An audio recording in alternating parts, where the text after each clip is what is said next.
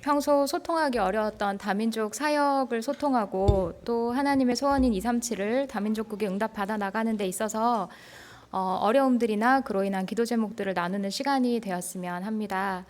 오늘 본문에 보면 하나님께서 모든 족속으로 가라고 하셨는데 지금 교회의 시간표를 잘 보면 하나님이 모든 족속에게 가는 그 방법으로 모든 족속을 우리가 있는 곳으로 보내주고 계십니다. 그 플랫폼이 우리 교회라고 믿고 그래서 교회의 헌당을 통해 오는 237의 응답을 받아야 한다고 저는 믿고 있습니다. 다민족국 헌신 예배를 처음 인도하라고 말을 들었을 때 긴장되고 떨리는 거는 당연한데 저한테 가장 컸던 감정이 두려움이었어요. 그 두려움은 누가 저를 이렇게 해치려고 하거나 공격을 할 때 느껴야 되는데 근데 저를 공격하는 사람도 없고 다 우리 교회 식구인데 내가 왜 이렇게 두려울까라는 그런 생각을 좀 많이 했어요. 내가 두려워하지 않아야 될 거를 두려워하고 내가 걱정하지 않아도 될 거를 걱정하고 있지 않은가 하는 그런 점검을 해봤고요. 그 이유가 나를 본질을 보지 못하게 하려는 그런 사단의 속임수다 이런 결론이 났어요. 이 두려움과 염려, 불안 이런 거는 어떤 그 사건이나 사람 때문이 아니라 내가 원래 갖고 있었던 건데 갖가지 어떤 사건이나 상황 이런 거를 통해서 이게 드러나게 되면은 이것 때문이다라고 핑계를 대고 원망하고 불평하게 되는 것 같아요.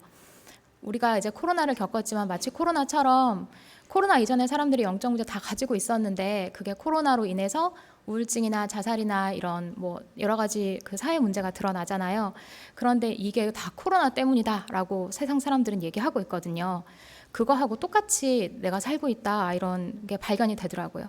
그런데 이제 그 기간에 강단에서 주신 말씀이 모든 게 끝났다고 결론을 내면은 바른 결단을 할 수 있다 이렇게 말씀을 하시면서 예수 생명, 예수 권세, 예수 증인 이렇게 말씀하셨어요.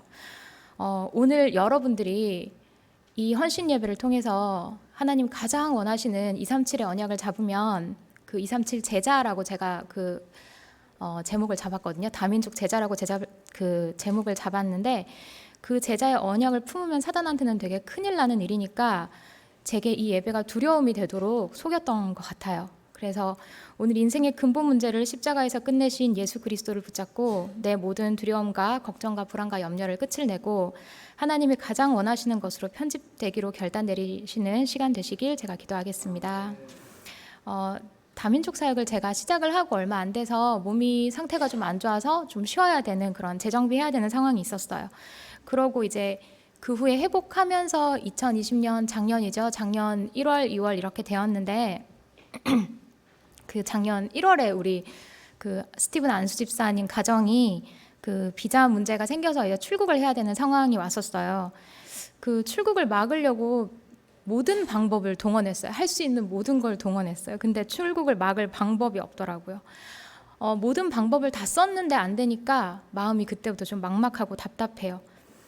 막막한 건 맞는데 근데 이대로 돌아가는 거는 이거는 아니다라는 확신은 있었어요. 그 당시에 애들이 예배를 제대로, 그러니까 자녀들이 예배를 제대로 배우지도 못했고 이제 시작하려고 하는데 그때 돌아간다는 게 너무 말이 안 되는 것 같은 거예요. 그래서 방법은 없지만 근데 있어야 될 거는 같으니까 제가 그때 좀 힘이 없이 고백을 하기는 했어요. 우리 기도하자. 그냥 뭐 할 말 없으니까.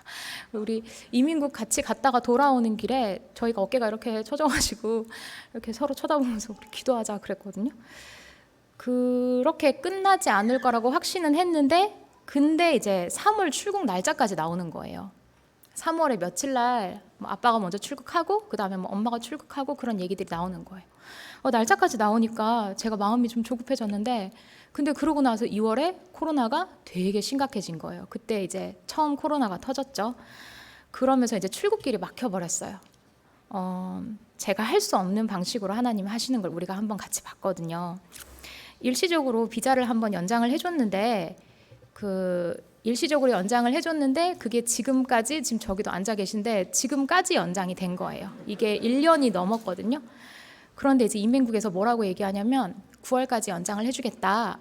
그런데 9월 지나고 나서는 지금 카드가 없어요. 그 외국인 등록증 카드가 있어야지 이제 계속 살 수 있는데 그 카드를 이제 가지고 가고 임시증을 종이 조각을 발급을 해준 게 지금까지 온 거거든요. 그런데 그 정식 카드를 돌려줄지 말지 고민을 해보겠다는 거예요. 9월 이후에 나가라가 아니라 그래서 사실 9월 이후의 상황은 또 몰라요. 그 사람들이 어떻게 나올지 모르니까. 근데 한번 하나님이 하신 걸 보고 나니까 우리가 지금은 그거 가지고 별로 걱정을 안 하고 있어요. 별로 걱정이 안 되죠, 그죠? 왜냐하면 여기에 있어야 할 이유가 확실하다면 하나님이 하시는 거를 우리가 한번 봤기 때문에, 그래서 지금 우리가 아브리아나가 여기서 찬양하고 애들이 같이 여기 예배드리고, 이게 사실은 작년 2월에는 상상도 못했던 그런 일이에요. 그 2020년이 여러분한테 어떤 이미지로 남아있는지 모르겠는데 저한테는 행복이라는 한 단어로 편집이 되어 있거든요. 사실 조금 더 자세히 말하면 예배의 행복으로 편집이 돼 있어요. 당연한 것만 같아도 모든 일상이 멈춤이 왔거든요.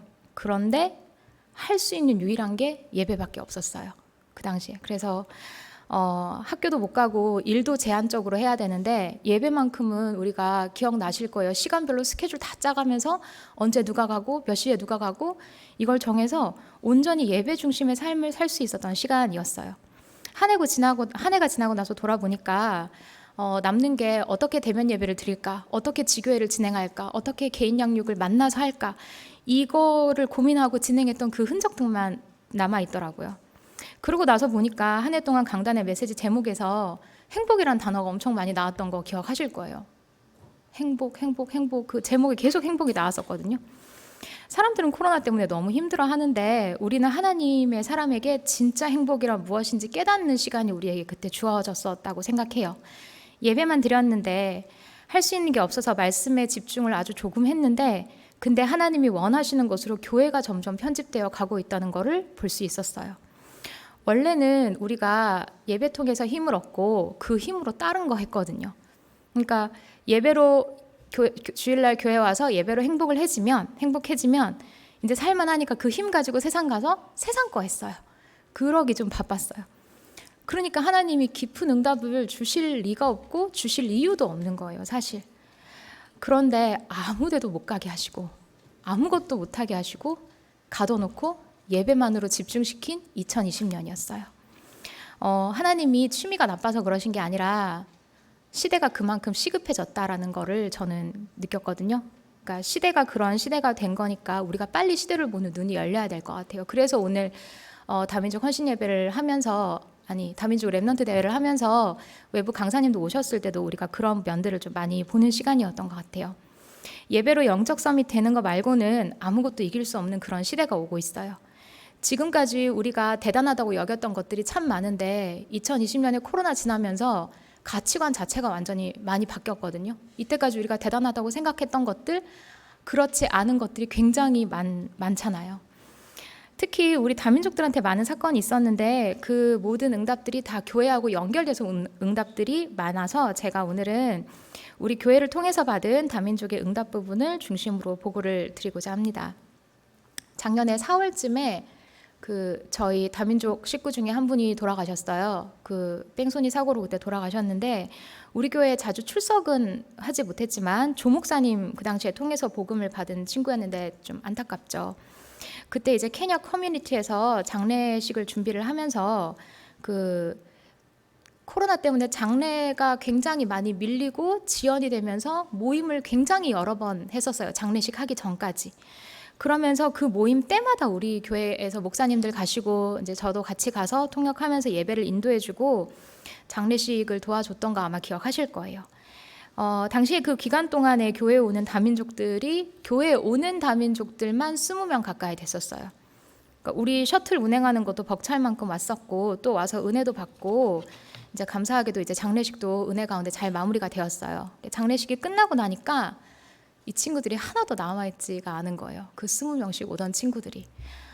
분명히 이제 개별적으로 이제 연락이 된 친구들도 있어서 같이 양육하고 전도운동하고 제자로 키우고 싶은 그런 마음도 있었는데 행사가 끝나고 나니까 아무도 남아있지를 않은 거예요. 그러니까 그게 사실 좀 담당하는 사람은 되게 마음이 좀 허탈하기도 해요. 한 명은 제자가 있겠지, 한 명은 그래도 복음을 더 듣고 싶어 하겠지, 여기서 가치를 발견하겠지, 그런 생각이 있었는데 없으니까 이게 제가 거기서 언약을 발견 못하니까 마음이 허탈해지고 사람 말이 들리기 시작하는 거예요. 그러니까 교회 분들은 아무 생각 없이 그냥 하시는 말씀이에요. 뭐 이렇게 다민족들이 오면은 한 두세 명 오면 오늘 다민족이 별로 많이 없네 이렇게 말씀하시면 괜히 제가 그렇게 미안한 거예요. 나 때문인 것 같고 뭐 나 때문에 제자가 오는 것도 그것도 더 오는 것도 아닌데. 그래서 그때 제가 집중하면서 이제 깨달은 게 두 가지가 있는데, 하나는 하나님이 사람을 보내주고자 마음을 먹으시면 사람 오는 건 일도 아니구나, 그 생각을 하나 했고, 두 번째는 지금 이렇게 다민족이 몰려와도 키울 수 있는 시스템이 없구나, 내가 준비가 안 돼 있구나. 제가 준비가 안 돼 있고 시스템이 준비되어 있지 않으면 와도 사람을 키울 수 없다라는 사실이 깨달아지는 그런 사건이었어요. 그래도 그 사건 진행될 당시에 제가 만난 케냐 식구가 150명이 넘는 것 같아요. 그때 우리가 모임을 여러 번 가면서 서울, 뭐 부산, 대구에 있는 전 지역의 케냐인들이 다 왔었거든요. 그 펀드 드라이브라고 그 장례식 할 돈을 모금하는 그런 이제 시간들을 많이 가졌었는데, 대사관도 왔었고 대사관도 저희 예배에 같이 참석을 했었거든요. 이제 그 사람들이 다 일단 우리 교회를 한번 와서 참석하면서 우리 교회를 알게 되고, 최소한 한 번은 정확히 복음을 다 들었어요. 왜냐하면 모임 할 때마다 목사님들이 이제 번갈아 가시면서 갈 때마다 영접 메시지하고 갈 때마다 싹 다 영접시켰거든요. 그 영접할 사람 손 들어보라 그러면 손 안 들어요. 근데 그럼 다 같이 영접하자 하면서 또 영접 다 같이 해요. 그럼 또 다 따라하고. 그리고 이제 제가 나중에 들은 거지만 우리 교회에 대한 아주 좋은 소문이 그 케냐까지 다 났다고 제가 들었거든요. 그러니까 케냐 식구들이 여기 와 있으면 그분들의 가족들이 케냐에도 있고 미국에도 있고 뭐 유럽에도 있고, 그런데 그분들이 다 이 소식을 들은 거예요. 그래서 나중에 유가족분들께서 감사 인사를 편지로 보내야 하는데 거기에 두 번째로 저희 교회 이름이 우리 교회 이름이 나왔었어요. 그 All Nation Church에 너무 감사하다고, 이거를 다 이렇게 해주셔서 너무 감사하다, 그런 이제 소문이 났다고 들어서 저도 참 감사했고, 사실 뭐 이렇게 되기까지 저는 별로 한 게 없거든요. 그냥 중간에서 소통을 하는 그런 심부름을 했는데, 이렇게 되기까지 헌신한 분들이 너무 많아서 제가 진짜 너무 감사해요. 목사님들도 이렇게 도와주라고 이렇게 지시를 내려주시고, 또 우리 다민족 국장님도 두말하지 않고 항상 도와주시거든요. 그리고 이 다민족 운동이 시작될 때 있었던 우리 김혁 전사님이나 변혜원 권사님의 그런 숨은 헌신이 없었다면, 저는 사실 그 처음에 시작할 때 다민족 그 사역을 어떻게 시작했는지 얘기를 들으면서 진짜 나는 숟가락 얹었구나라는 그런 생각을 너무 많이 했어요. 다 되어 있는데 그냥 그때 제가 심부름을 하게 된 거예요. 그 장례식이 그렇게 끝난다고 생각을 했는데 그 일이 끝이 아닌 거를 느끼는 사건이 최근에 있었어요. 그 교회 잘 안 나오는 다민족인데 한 분이 계신데, 그분이 이제 최근에 저한테 개인적으로 연락이 왔어요. 도와달라고, 자기를 도와달래요. 그래서 송탄에 제가 이렇게 만나러 갔는데 이분이 사실 알코올로 문제를 좀 많이 겪고 계시거든요. 알코올 문제가 좀 심각하고, 알코올 때문에 문제가 오니까 당연히 가정이 무너지고, 그러니까 당연히 건강도 너무 안 좋고, 뭐 친구 관계도 안 좋고, 뭐 이렇게 되는 거예요. 알코올이 중독이잖아요. 이게 문제가 될 때는. 근데 아까 전에 중독이라는 면도 조금 이제 손성주 목사님 말씀하셨지만, 바른 말을 듣고 바른 생각을 할 수 있고 바른 결정을 내릴 수 있으면 그건 중독이 아니잖아요. 안 마셔야 된다는 거 아는데 그 마시는 게 그 중독 문제잖아요. 그러니까 이분이 주위에 좋은 친구들이 되게 많아요. 우리 케냐 식구들이 너무 좋은 분들이 많아서 그분을 만나서 개인적으로 면담도 하고, 너 이러면 안 된다, 이렇게 하면은 가정이 안 세워진다, 이렇게 많이 얘기를 해주셨는데 이분이 점점 나빠지는 거예요.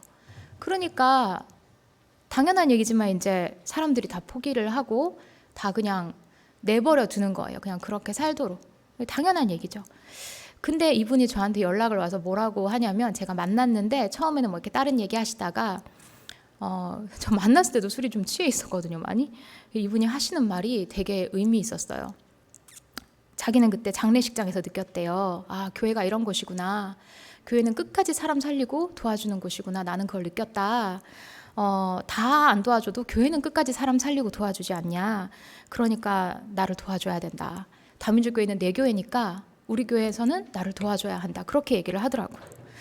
이분이 술이 취한 상태에서 저를 만나니까 눈이 조금 뭐라 그러죠? 이렇게 살짝 올라가 있다 그러나요? 그러니까 혼미한 상태예요. 혼미한 상태에서 그런 얘기를 하는데, 제가 이분 뭐 친한 친구도 아니고 뭐 그런 것도 아니니까 그냥 제가 처음부터 복음을 얘기했어요. 너를 도와줄 수 있는 사람이 없다. 하나님 외에는 너를 바꿀 수도 없다. 네가 그렇게 마음 바꾸고 싶은 너의 부인도 이 자리에 갖다 놔도 네가 마음 못 바꾼다. 하나님이 바꾸셔야 된다. 그리스도 아니고는 너를 그 저주에서 끊어주실 분이 없다. 그리스도만이 살 길이다라고 그리스도를 자꾸 얘기하는데 눈이 이렇게 초점이 돌아와요. 눈이 이렇게 초점이 돌아오더니 이분이 이제 나중에는 이렇게 탁 이렇게 정상적인 눈이에요. 이거 어떻게 설명을 못 하겠는데 정상적인 눈이 딱 되더니 저를 딱 보면서 활짝 웃어요. 웃으면서 너무 고맙다 하면서 악수를 하더니 콜라 사주더라고요. 우리 케냐 식구들 콜라 좋아하거든요. 콜라 사주면 친구예요. 그래가지고 콜라를 사주길래 제가 너무 기쁘더라고요. 그래서 사실 그리스도를 말하면서 제가 힘이 났어요. 이거를 설명하는데 이런 예수는 누구나 믿겠다 싶을 만큼 제가 힘이 나요, 사실. 그래서 일주일에 한 번씩 만나기로 하고 이제 제가 만날 수 없으니까 남자분이고 또 혼자 사시고 그래서 제가 한 목사님하고 몇 주째 지금 만나고 있는데 한 목사님하고 같이 다니면서 제가 배우는 게 되게 많아요. 이분이 진짜 지혜로우신 게 하나만 전달하세요. 만나면 종이는 되게 많이 적혀 있는데 그 종이에 있는 거 말 다 안 하고 그냥 하나만 전달하세요. 그분에게 맞게 했던 말을 또 하고 하신다니까요. 통역하다가 제가 그 사람한테 이 말씀이 들어가는지는 모르겠는데 제 가슴에 남아요, 이 말씀이.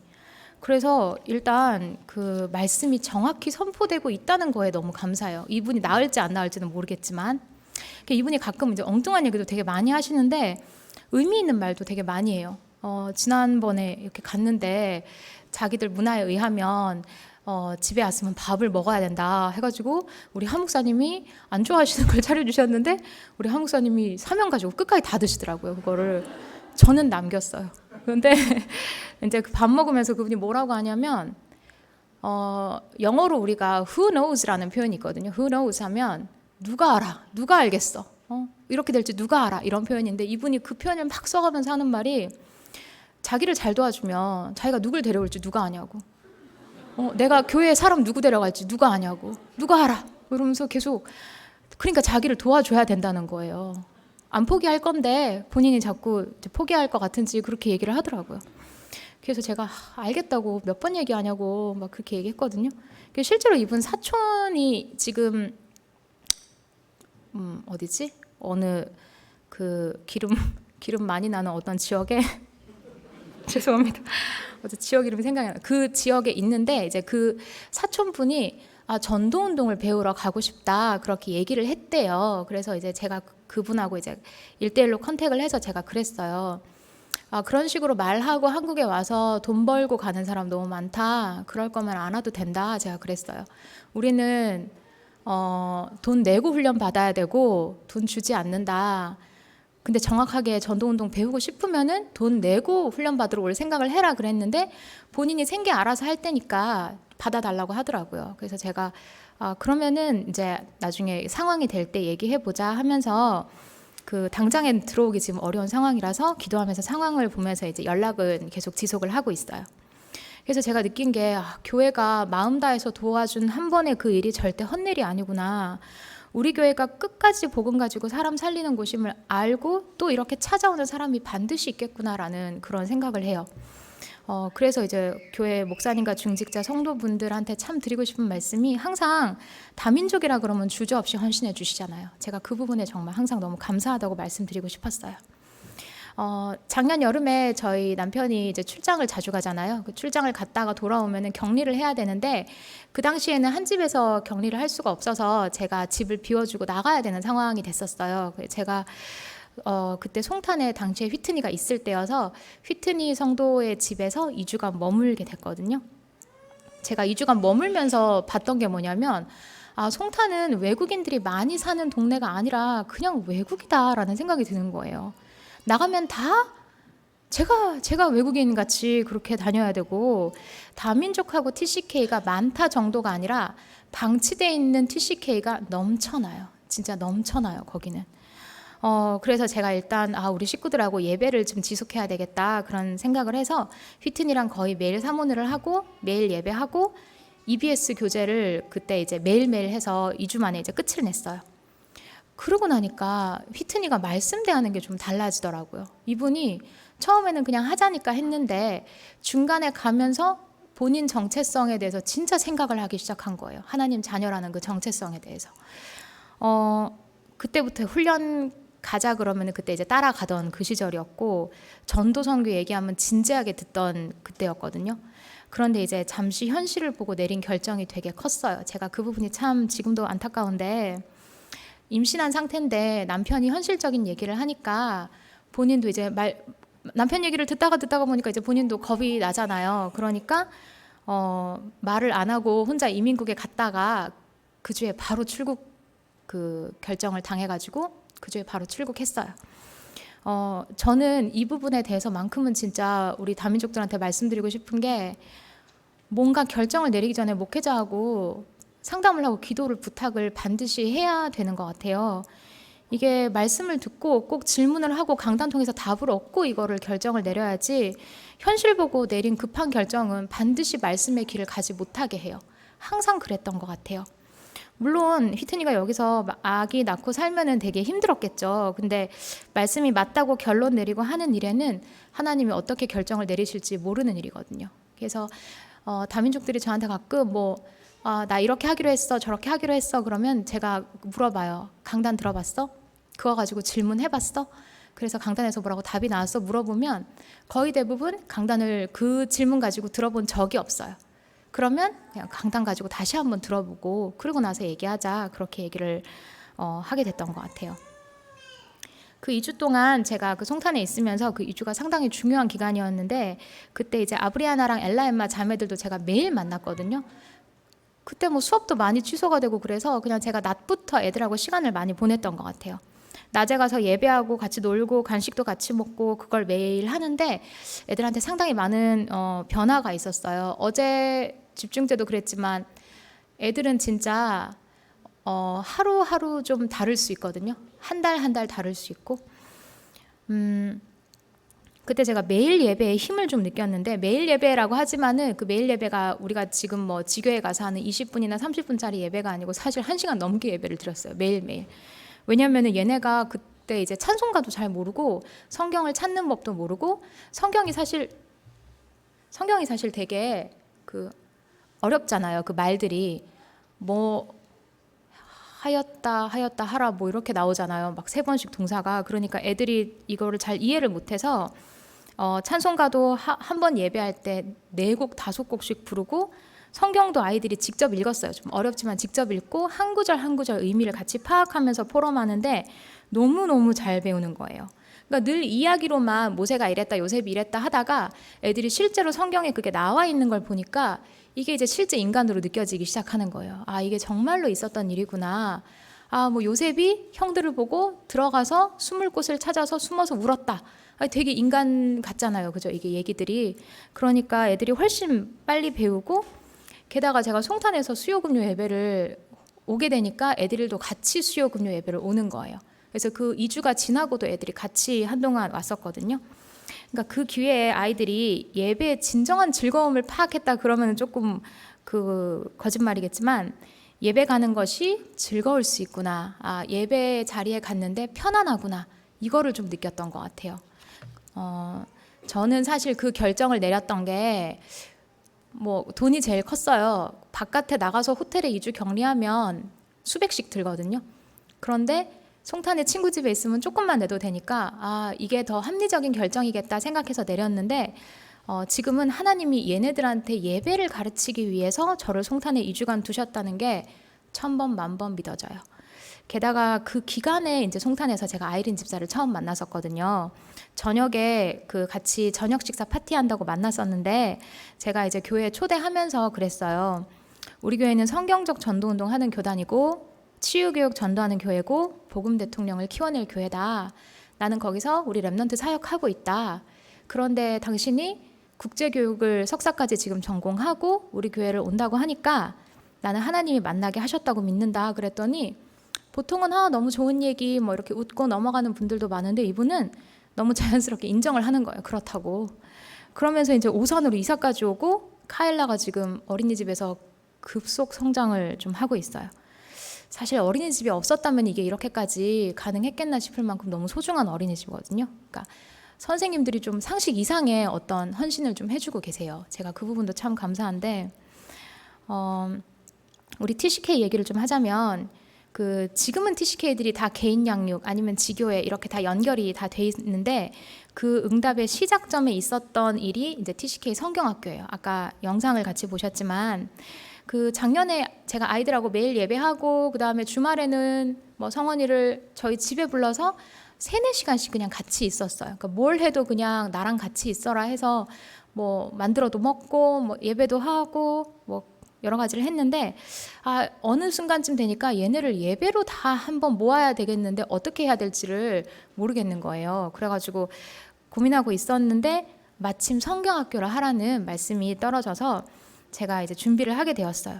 근데 처음 있는 행사니까 제가 뭘 해야 될지를 모르겠는 거예요. 그래서 선생님들을 이렇게 대충 모아봤는데, 모으고 보니까 우리 통역팀의 선생님들도 계시고, 우리 뭐 TCK 출신의 선생님들도 계시고, 그래서 굉장히 원네스가 잘 돼서 헌신해 주셔가지고 처음에도 굉장히 편안하게 진행을 할 수 있었어요. 이번 해에도 성경학교가 굉장히 은혜 가운데 진행되었는데, 제가 아까 전에 준비 영상 보셨지만 준비 영상에 제가 없어요. 왜냐면 제가 있었는데 하는 일이 없었어요.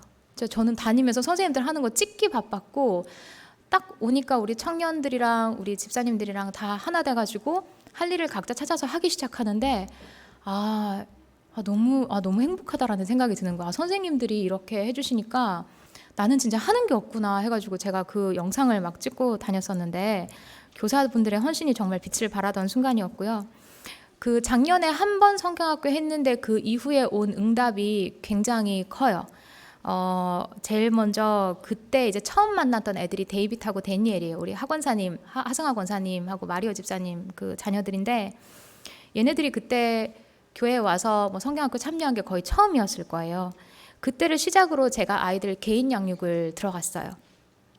그랬는데 개인 양육을 들어가고 있었는데, 그 이후에 제가 또 이사를 하게 돼서 그 동네로 같이 구역이 열린 거예요. 그래서 구역 예배를 계속 지속하고 있는데, 어떻게 되냐면 어린이 지교회에 매주 새 친구들이 오는 거예요.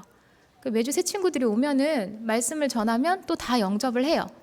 그리고 한 번 오고 안 오는 친구들도 있지만 계속 오는 친구들이 늘어나기 시작하는 거예요. 그러니까 이제 TCK 지교회라고 하기는 뭐 할 만큼 한국 애들이 많이 이제 늘어났어요. 그래서 지금은 이한민 전사님께서 오셔가지고 계층 지교회로 인도를 받고 있거든요. 전사님 너무 편안하게 잘해주시니까 애들도 친구들을 편안하게 데려오고 같이 말씀 받고 꾸준히 오는 아이들이 많아졌어요. 오늘도 예배 때 데이빗 친구가 같이 왔는데 집에서 부모님이 가지 말라고 하거든요. 당연하잖아요. 근데 자기가 승리하고 왔다, 이렇게 자기 승리했다 하면서 한민 전사님한테 격려했다고 그러더라고요. 멋있었어요. 데이빗이 어느 날 저랑 대화를 하다가 얘기를 했는데, 무슨 얘기를 하다가 뭐 언제 행복하냐 뭐 그런 얘기를 했던 것 같은데, 예배가 행복하냐, 아직은 그렇진 않지, 뭐 그런 얘기를 하다가 얘가 하는 말이, 처음엔 예배가 행복하지 않은 게 아니라 싫었대요. 너무 힘들고 가기 싫은데 가야 되는 거였다. 그런데 자기는 지금은 그렇지 않다는 거예요. 그러면서 그래, 예배가 행복의 자리야 했는데, 얘가 하는 말이, 제가 가장 행복했던 순간은 제가 전도한 제 친구가 같이 예배 자리에 와서 앉아있을 때 그때 너무 행복했다는 거예요. 그래서 너무 감사하더라고요, 그 순간이. 아이들이 처음부터 어릴 때부터 전도를 똑바로 체험하고 말씀 가운데 인도받고 있어서 교회를 통해 오는 응답이 이렇게 크구나라는 생각을 했고요. 또 우리 필리핀 TCK 성원이는 성경학교 이후에 어떤 사건이 있어가지고 이제 부모님이 도움을 구하고자 이제 연락을 주셨어요.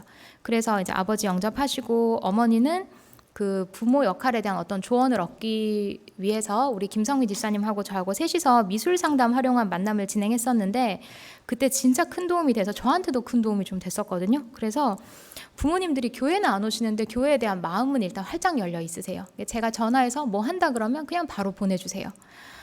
희준이도 어린이집에서 예배 드리면서 컸잖아요, 얘가.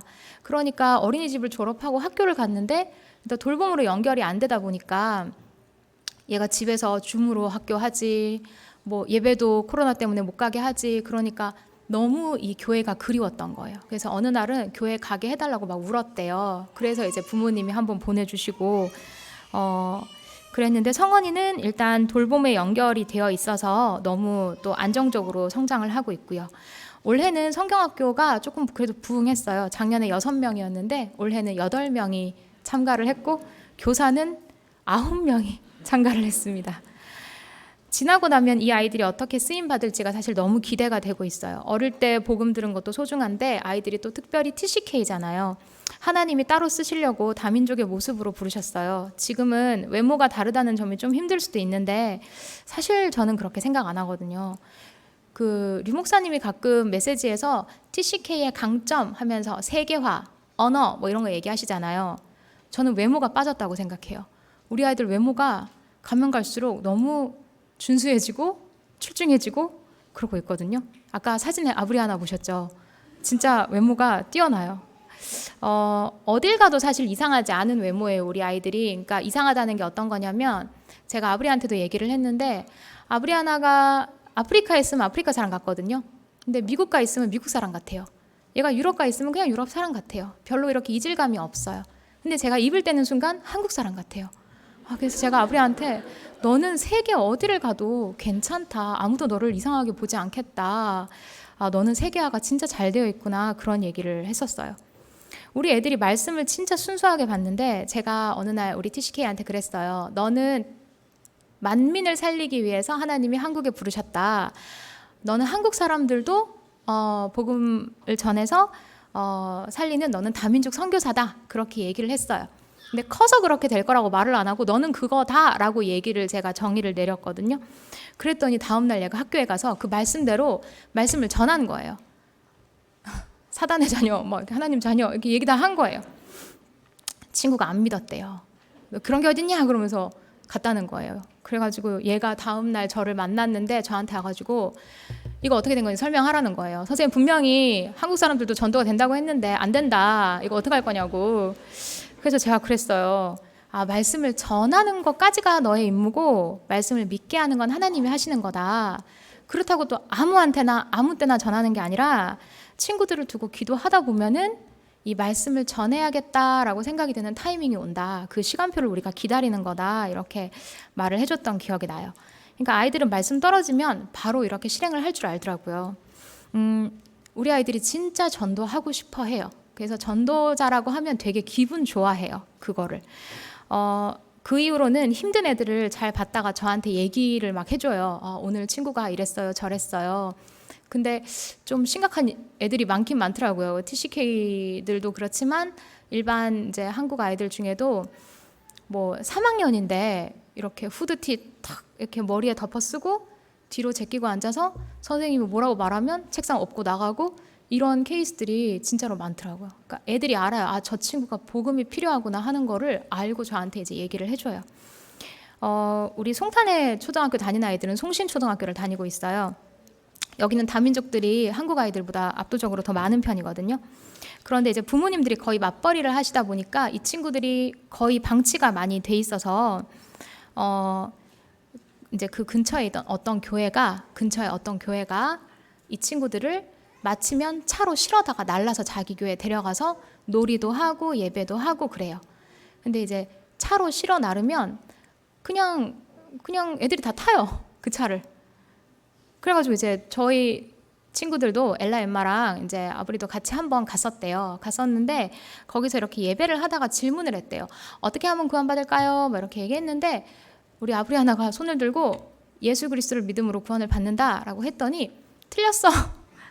틀렸다라고 하더래요. 그래서 이제 우리 애들이 당황했죠. 이거 뭐지? 했는데 제가 적었어요. 외울 수 없어요. 이슬성신 아세요? 이슬성신? 그 찾아보면은 박태선 무슨 그 라인에 있다고 하더라고요. 이단인데 이분들 진짜 열심히 전도하더라고요. 애들을 돈 써가면서 애들한테 매일 아이스크림 사주고 매일 게임 시켜가면서 애들을 불러서 이슬성신을 집어 넣어요. 뭔지 모르겠어요. 이걸로 구원을 받는다고 하더라고요. 그런데 이제 그 사람들이 열심히 전도하는 거는 당연한 건데 뭐 이렇게 열심히 전도하겠죠. 원래 이단들 열심히 전도하니까. 근데 제가 놀랐던 거는 거기 가는 애들이 싹 다 기독교 문화권 나라의 아이들이에요. 나이지리아, 탄자니아, 케냐 해서 이분들이 이름을 어떻게 지을 정도냐면 생육하고 번성하라 할 때 그런 번성이라는 단어를 이름으로 짓는다거나 아니면 하나님의 능력 아니면 뭐 공주 뭐 이런 것들이 이름이에요. 그렇게 이름 지을 정도로 복음이 생활화 좀 되어 있거든요. 그런데 얘네들이 거기 가서 이상한 걸 못 느껴요. 우리 애들만 이거 복음이 아닌데? 라고 생각을 하지 이 아이들은 가서 이상한 걸 전혀 못 느끼고 너무 즐거워하고 함께 예배하고 온다는 거예요. 그 많은 차로 실어 나른 그 TCK들이요.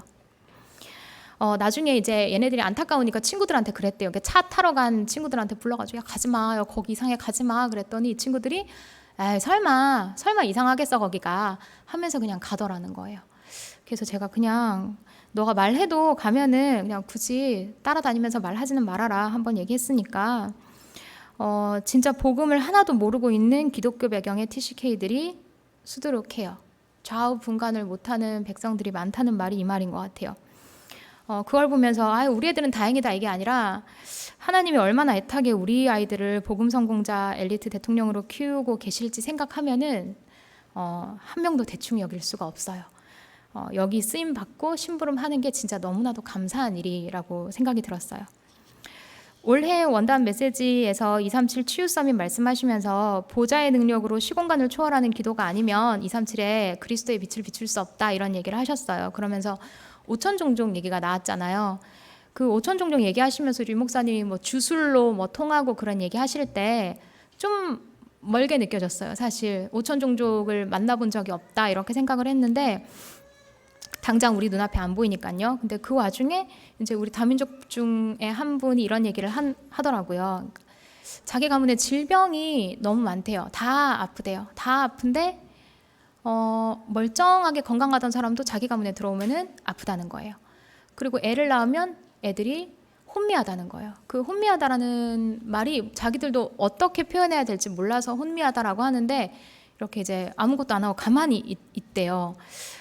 그래서 이제 이분이 복음을 듣다 보니까 이게 영적 문제구나 하는 게 이제 깨달아진 거예요. 우리 가문에 뭔가 흐르고 있다 하는 거를 깨달았다고 이제 얘기를 하더라고요. 그래서 이제 같이 기도하자 했는데 어느 날 이분이 우연히 유튜브를 전달받아서 봤는데 거기에 어떤 전직 주술사가 나왔어요. 그 주술을 영어로 위치크래프트라고 하는데 그 위치크래프트 유튜브에 쳐보시면은 되게 무서운 거 많이 나와요. 잔인하고 무서운 거. 그러니까 우리도 왜 무당 문화가 있으면 무당 문화가 실제로 굿하는 거를 보면은 되게 무섭다 그러잖아요. 그분이 전직인데 이 자기 가문에 대해서 얘기를 고백을 하는 거가 유튜브로 올라와 있어요. 뭐라고 하냐면 자기 가문이 전체가 주술사 가문인데 한 동네에 숨어 살면서 그 자기들이 주술사라고 말을 안 해요. 말을 안 하고 한 동네에 살면서 각 집집마다 주술을 거는 걸 24시 한다는 거예요. 돌아가면서 3교대처럼 진짜로 돌아가면서 24시 한다는 거예요. 이 주술사가 지금은 예수님을 만나서 회개를 하고 자기의 가문이 했던 일을 이렇게 밝히고 다니는 일을 하시는 거예요, 유튜브로. 그런데 이제 어느 날 이 주술사 가문이 들통이 나서 주민들이 화가 나서 이 가문 사람들 다 죽여버렸는데 근데 이분만 도망을 쳐서 살아남아서 이렇게 얘기를 하고 다니는 거죠. 근데 이제 결론이 좀 그런 게 이분의 결론이 뭐냐면 주술사들 24시 하고 있으니까 우리도 열심히 기도해야 된다. 더 불같이, 더 빡세게 이렇게 기도를 해야 된다라는 게 사실 결론이었어요. 그래서 이 다민족 분도 우리가 기도를 열심히 해야 된다더라 이렇게 얘기를 하더라고요. 그래서 제가 아니다. 예수님을 정말 그리스도로 믿는 순간에 예수님은 오래 기도해야 되지 않아도 될 만큼 한 번에 그 문제를 다 해결하셨다. 기도를 열심히 하는 게 아니라 정확한 기도를 해야 된다. 예수 이름으로 가문의 저주를 끊어낼 수 있다는 것에 당신이 증인될 거다. 원래 시공간을 초월하는 보좌의 능력으로 빛을 비추라 그랬는데 그 응답이 이제 시작이 된 거다. 생각을 해봐라. 이 문제가 쭉 있었는데 올해 메시지 나오고 이 문제가 터지지 않았냐. 제가 그렇게 이제 얘기를 했어요. 제가 설명을 빼먹은 것 같은데 그 주술사가 알고 보니까 이제 자기 동네 사람이었던 거예요. 그 주술사가 걸었던 내용을 쭉 듣는데 자기 가문하고 이렇게 일치를 하더래요. 하나하나 다 일치를 하더래요. 그러니까 이게 진짜로 이루어진 거예요. 그 가문에. 그래서 제가 하나님이 응답 주실 거니까 영적 싸움 싸우는 예배를 시작하자. 이 이야기를 당신의 가족들에게 다 해라. 다 하고 함께 온라인으로라도 함께 기도하고 예배해라. 그렇게 이제 얘기를 했는데 제가 이야기를 목사님께 전달드렸더니 이제 목사님께서 기도문 적어주라고 하셔가지고 기도문을 적어주고 매일 같이 기도를 하고 있어요. 이분이 제대로 영적 사실 깨닫고 올인하면 그 가문 전체가 사는 응답이 올 거라고 저는 확신해요. 왜냐하면 올해 메시지에 시공간 초월이어야만 하는 왜 시공간 초월하는 보좌의 능력이어야만 하는가라는 그 부분이 이제 제가 이해가 됐거든요. 5천 종족이 따로 있는 게 아니라요. 5천 종족이 237 안에 들어가 있는데 그 237에서 지금 우리 교회에 다 와 있어요. 이 주술사들은 시공간 초월하는 영적 세계를 이미 믿고 저주를 막 뿌리고 다녀요. 우리는 안 믿고 기도 안 할 때가 많잖아요. 우리는 오늘 본문처럼 하늘과 땅의 모든 권세를 가지시고 함께 하시겠다고 약속하신 시공간 초월하신 하나님을 우리의 배경으로 하고 있는데 우리 지금 이 앉은 자리에서 생각만으로 기도만 가지고 여기서 세계복음을 할 수 있다라는 그런 믿음이 생겼어요. 한 명 뒤에 한 명이 아니고요. 한 명 뒤에 한 가문이고 한 명 뒤에 한 나라가 지금 있어요. 지금 우리 교회에 계신 분들이 한 분 한 분이 소중한 이유가 이분들 뒤에 그 가득한 다민족 커뮤니티가 있고요. 본국의 가족들이 연결돼 있고요. 그 안에 제자들이 숨어 있어요. 이 사실을 사실 우리보다 다민족 분들이 직접 깨닫는 게 제일 중요해요. 이분들이 바른 정체성을 가져야 되거든요. 우리 마리언 권사님이 그 일을 하시면 이렇게 다니면서 미군 가족들을 좀 도와주는 가사 일을 도와주는 그런 일을 하시는데 이제 송탄에 미군들이 많다 보니까 거의 미군들 집으로 연결이 되거든요. 그럼 우리가 보기에는 미군들은 건강해 보이고 되게 활기차 보이고 멋있어 보이잖아요. 미군이니까. 그런데 생활도 부족할 게 하나 없는 그분들이 집을 청소를 이렇게 해보면 모든 집에 약이 있대요. 그 마약이 아니라 수면제랑 안정제가 없는 집이 없대요. 다 약 먹고 자요 지금. 제가 그 말을 들으면서 우리 마리언 권사님 한 명 제대로 서고 응답 받으면 그 뒤에 문이 어마어마하겠다 하는 거를 제가 느껴요. 하나님이 마리언 권사님 부르실 때 처음에 힘든 병을 좀 주셨거든요. 근데 그 안에서 교회를 통해서 응답받고 집중하고 하는 시간을 처음에 먼저 허락하신 이유가 있다고 저는 생각을 해요. 이분들 뒤에 문이 큰 게 자녀도 3명인데 그 3명이 다 말씀 안에서 잘 자라고 있고 또 이번에 스티븐 집사님께서 초대를 해가지고 우리 데이비 성도님이 우리 교회에 잘 나오고 계시거든요. 이분이 되게 조용하게 말씀을 들으시는데 예배를 그래도 소중히 여길 줄 아세요. 우리가 언제죠? 그 6시부터 막 예배 드리고 할 때 이분이 일을 해야 돼가지고 교회 못 오게 된 거예요. 오후에. 그러면 새벽 6시에 일어나가지고 와가지고 예배를 드리고 자기 일하러 가고 그렇게 해요. 그러니까 제가 막 잘해주고 막 그래도 와야지 동기 심어주고 이런 거 안 해도 일단 오기는 오더라고요. 그 부분이 참 감사한데 본인이 하는 말이 나는 스티븐 집사 통해서 여기를 왔으니까 나는 이 교회가 내 교회다 그렇게 얘기를 하더라고요. 그래서 일단 지켜보면서 제가 기도하고 있는데 빨리 개인 양육으로 연결되기를 그래서 제자로 세워지기를 기도하고 있습니다. 이렇게 소중한 분들이 한국에 와서 예수 그리스도에 대해서 깊이 듣고 훈련 받아야 되는데 좀 어려움들이 있어요. 그런 애로사항과 그 기도 제목에 대해서 조금 소통을 해볼게요. 먼저 현실적으로 먹고 사는 의식주 문제가 제일 힘들어요. 그 한국 사람들도 의식주가 제일 힘들잖아요. 먹고 사는 거 힘든 거 맞는데 근데 우리보다 상황이 조금 더 어렵다고 한다면 이제 기본적인 부분에 대한 보장이 좀 어려워요. 그러니까 우리는 마음껏 병원 가고 은행 가고 한다면 이분들은 그거가 참 큰 일이거든요, 사실. 그러니까 생활이 좀 불안정해서 저는 그 지난번에 3기업 메시지 들었을 때 너무 감사했던 게 진짜 필요해요. 그 3기업이. 일자리도 창출해주고 또 장학재단도 해주면서 생활을 안정적으로 만들어줄 수 있다면 그 제자 훈련의 기회가 좀 더 많아지지 않겠나 그런 생각을 하거든요. 그러니까 물론 그런 문들을 열어놓으면 아닌 분들도 많이 올 수 있어요. 그런데 그 무리 중에 반드시 제자가 있으니까 만약에 한 명을 찾는다면 그 한 명을 위해서 다 이게 할 가치가 있는 일이다. 저는 그렇게 생각을 하고 있습니다.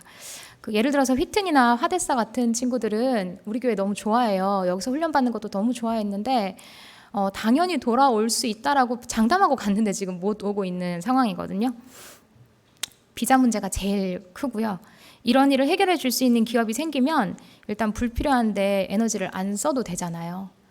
휘트니랑 계속 연락을 하고 있는데 이제 아기 낳고 아기가 휘트니를 닮아서 참 예쁜데 그 사진을 보내면서 그러더라고요. 농담 반 진담 반인데 나를 입양해줘 이렇게 얘기하더라고요. 제가 마음이 되게 아팠어요. 사실 얼마나 오고 싶으면 나이 차도 얼마 안 나는데 저에게 할 수 있다면 입양을 진짜 해서라도 오라고 하고 싶더라고요. 두 번째 기도 제목은 문화적인 면인데 이제 언어도 거기에 포함이 되거든요. 한국에 와서 한국어 모르고 복음 듣는 게 여러분 진짜 불편한 일이에요. 한번 외국 가서 통역기로 들어보세요.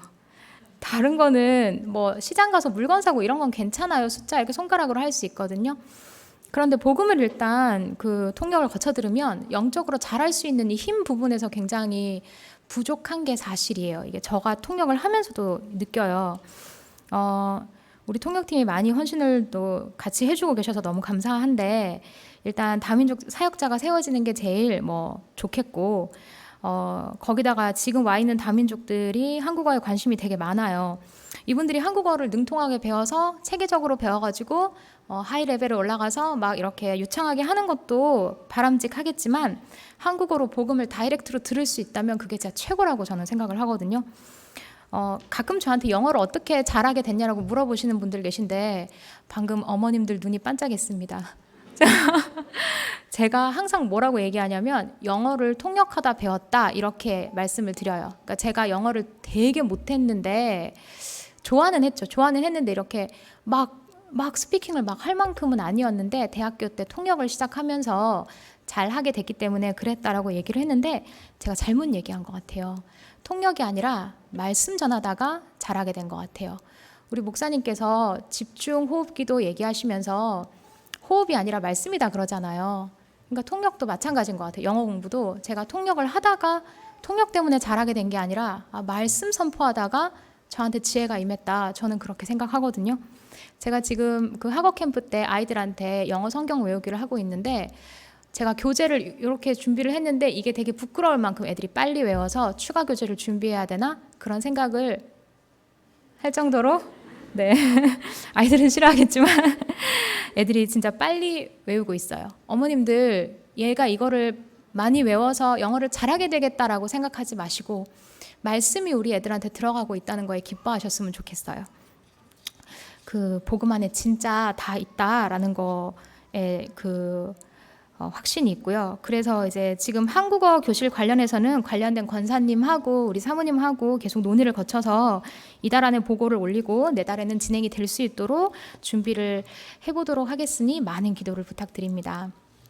제가 한국어 필요성 얘기할 때 하는 웃긴 얘기가 하나 있어요. 그 우리 아이린 집사님이 그 어린이집하고 이제 소통을 하시잖아요. 그런데 이제 한국어로 소통을 거의 하다 보니까 저분이 이제 오해할 때가 있어서 저분이 파파고를 돌려가지고 한국어로 보내세요. 그러니까 파파고를 돌린 다음에 내용은 저분은 모르시는 거죠.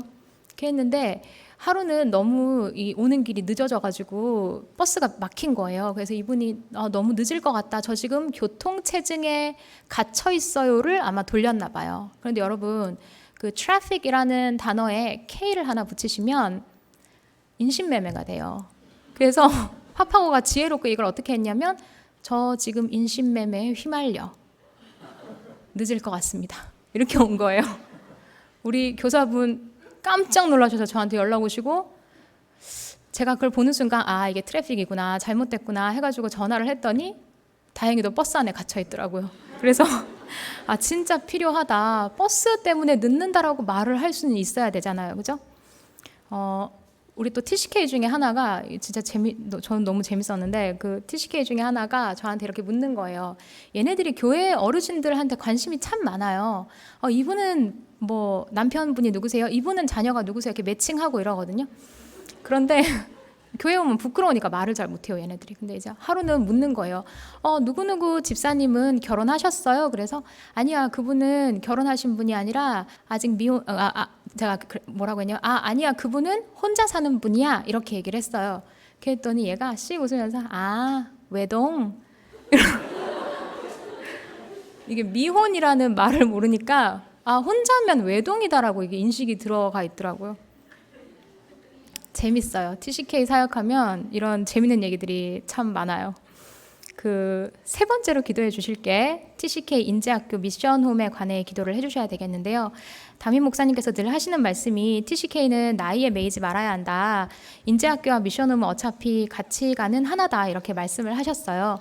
제가 미션홈을 단기간으로 한두 번 이제 운영을 하는 케이스가 있었는데 뭐 애들을 집에 데려와서 그냥 놀다가 보내는 그런 케이스들은 비공식적으로 좀 많았죠. 그러면 집에 데리고 있을 때 보이는 게 밖에 있을 때보다 훨씬 많아요. 왜 그런지 모르겠는데 집에 있으면 더 많은 게 좀 보이는 것 같아요. 그러면은 이제 아이들을 조금 더 정확하고 밀접하게 도와주기가 좀 쉽죠. 거기에 더해서 하나님이 그때 주시는 그 미션홈에 주시는 은혜가 진짜 달라요. 그러니까 저 때문에 주시는 게 아니라 우리 아이들 때문에 주시는 은혜가 진짜 크거든요. 제가 작년에 이제 이사라 자매를 처음 만나서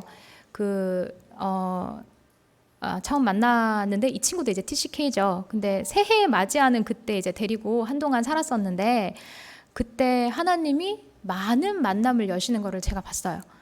평생에 안 오던 저 바깥에 있는 제자가 이제 걔 또래인데 와서 많은 얘기를 또 이렇게 나누게 하고 그때 전지은 청년하고도 같이 만났는데 우연히 우리 집에서 만났는데 생각해보니까 얘네가 동갑에 같이 중국을 놓고 기도하는 그런 공통점이 있더라고요. 그래서 그때부터 친하게 지내고 있는 거를 지금 볼 수 있고 아브리아나도 나중에 합류해서 셋이 한 일주일을 같이 살았었어요. 저랑 아브리랑 사라자매랑.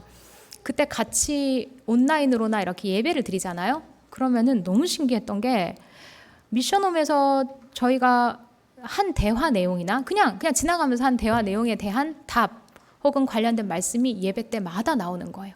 저희가 나중에 뭐라 그랬냐면 무슨 말 하기가 무섭다. 우리 이 얘기 또 예배에 나오는 거 아니야? 막 그런 얘기를 했었거든요. 미션홈에서 제가 애들을 가르치는 게 절대 아니라 삶을 함께하고 예배를 함께하면서 하나님이 나와 함께 하시고 우리와 함께 하시는 또 모든 사건을 통해서 원네스 이루는 거를 애들한테 보게 하시는 것 같아요. 그래서 렘넌트 키우는 사역이 애들이 막 그렇게 고맙다고 하지 않거든요. 근데 제가 제일 행복한 사역이에요, 이게. 뭐 제가 아브리한테 막 그래요. 교회에서 누굴 제일 존경해? 막 이렇게 동기 가득한 질문을 하거든요. 그러면 얘가 막 피아노 권사님이요 막 이래요. 그러나 제가 제일 행복한 사역을 하고 있습니다. 특히 TCK는 하나님이 특별히 주시는 은혜가 있어서 앞으로 인재학교와 미션을 위해서 기도하시면 그 응답을 여러분이 같이 받아가시게 될 거라고 확신하고 그래서 제가 당당하게 기도를 지금 부탁드립니다. 렘넌트 사역에 올인하고 기도해 주시는 분들이 우리 강단 말씀처럼 진짜 대박 인생 될 거라고 믿고요. 이번 수련회 때 저는 후대를 무조건 성공시켜라. 아이 없으면 동기도 없다. 마음 먹으면 살릴 길이 보인다 하는 그 말씀 꽉 붙잡았거든요. 결론은 뭐냐면 결국에는 기도인 것 같아요. 이분들 의식주도 필요하고 우리 TCK들 장학금도 필요하고 더 나은 환경 필요해요. 그런데 제일 필요한 게 여러분의 관심하고 기도예요. 여러분이 오늘 마음 담고 기도해 주시는데 시공간을 초월한 보좌의 능력이 빛으로 우리 여기 앉은 다민족들의 가정, 가문, 배경 그리고 그 지역, 그 나라, 가문에 비춰져서 함께 237 5천 종족으로 갈 다민족 제자가 세워지고 우리 TCK들이 복음 대통령으로 세워질 거라고 믿어요. 결국에는 다민족 중에 제자 한 명 나오면 끝나는 거거든요. 오늘 다민족 렘넌트 대회 마지막 예배인데 쟁쟁한 목사님들 끝에 저희 현신 예배로 참석해 주셔서 너무 감사드리고 함께 인생 설계하고 작품 만드는 일에 우리 모든 성도가 하나 되기를 기도하겠습니다. 기도하겠습니다. 다민족국 헌신 예배를 허락하신 하나님 아버지께 감사와 찬송을 드립니다. 오늘 다민족 교회 전 성도가 하나님이 원하시는 237과 5천 종족을 마음에 품고 지금 와 있는 다민족을 제자로 도우며 누가 오더라도 살리고 제자로 세울 수 있는 플랫폼으로 준비되기를 기도합니다. 이 일을 위해 우리 전 성도가 마음과 뜻과 생각이 하나 되게 하시고 한 언약 가지고 목사님과 한 방향 되어 하나님이 가장 원하시고 기뻐하시는 그 일에 쓰임 받게 하옵소서. 우리 주 예수 그리스도 이름으로 기도합니다. 아멘.